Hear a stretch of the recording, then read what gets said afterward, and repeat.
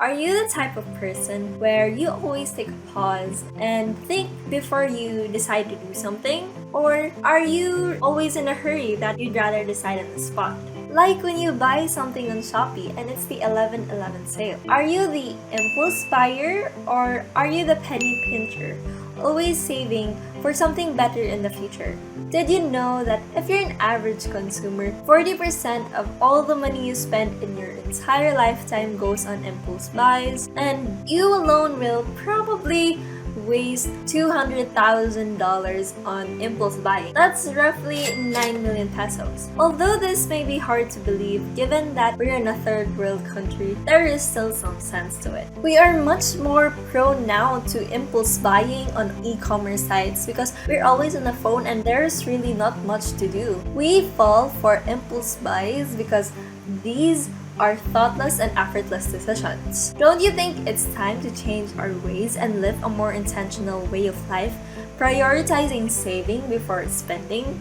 Let's talk about this.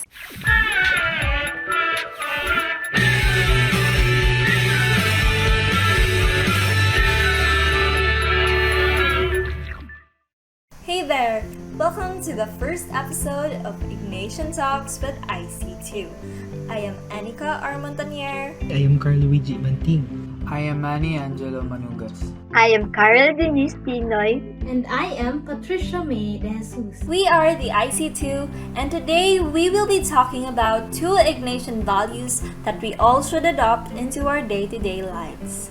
We had already discussed to the group, and we have come up with this video to summarize our discussion. The first value is contemplative in action. This means finding God in all things. It is being aware of the interconnectedness of all things to the source of meaning and life, through pondering the movement of God in our lives every moment and finding where He is leading us, like taking time off to pray to God and give thanks. Another way is through reflecting and discerning prior to making a decision. The next value we'll be talking about is Non Multa Sed Multum. This Latin phrase directly translates to not many but much. Basically, this means giving much more value to quality over quantity. This entails savoring and prioritizing the much that is truly essential, in contrast to leaning over the many but totally empty and meaningless choices.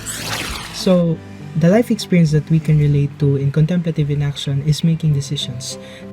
Decisions are integral parts of our lives, and it is important that we take a step into contemplation before we took actions, because our decision, single decision, could change our life forever.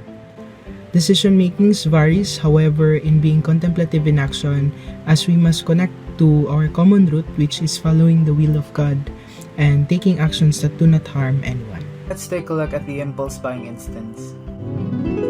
Carl turns to shopping as a coping mechanism to distract him from the feeling of emptiness. He's addicted to Shopee and gets overwhelmed with every month's big sale. On the 4/4 or April 4th, he buys everything that's discounted because he thinks they're a great deal, not really thinking whether these impulse buys would actually be of use. At the end of the month, after paying for all the boodles, he finds out he has run out of cash, yet he still feels empty and lonely inside. After learning the Ignatian value of contemplative inaction, he decides to take a break from Shopee and vows to only buy the things that he needs. As a substitute coping mechanism, he takes walks outside and looks at the patterns of the sky and feels the touch of the breeze as he walks on Commerce Road. With a deeper appreciation of God's gifts and creation for Carl, he is now so full of meaning, energy, and gratitude. The value of contemplative inaction is greatly and commonly manifested in every decision making that we do, because it takes deep reflection and courage to reach an answer that may impact our present and future. As for Non Multa Sed Multum, this value can be associated with the things that we do. Every little thing that we do to live this life and glorify God should not be counted in how many we have accomplished, but rather it is the value and sincerity of it. Another life experience is concerning our material life. It reminds people to be content with what they have and focus more on needs over wants. Now, to apply in a concrete real-life example.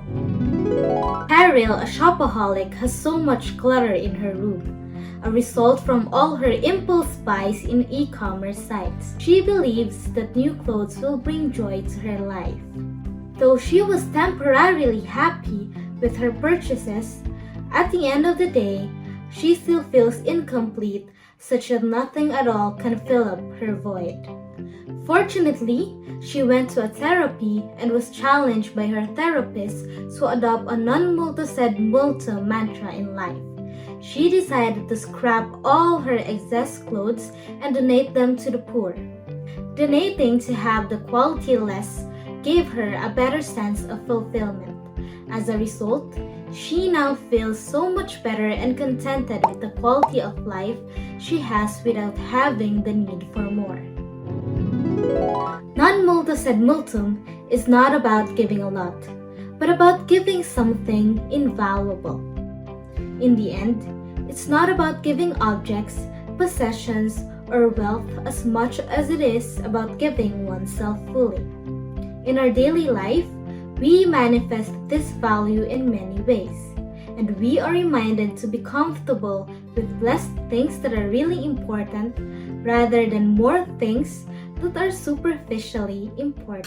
Thanks for sharing, guys! If there's something contemplative in action and Non Multa Sed Multum taught us, is that we should all live with pure intentions and contentment. These values teach us the importance and gift of discernment and finding God in all things in our day-to-day lives. From the small miracle of waking up in the morning to achieving things of greater heights, we should all treat these as a reason to smile and be eternally grateful to God for blessing us with these. And that's the end to our Ignatian Talk. Thank you so much for watching, and we hope you learned. Let us now all be more pure and intentional in our ways and say yes to Contemplative in action. Contemplation in action, Non non Multa multa Sed sed Multum. multum. May God bless us all.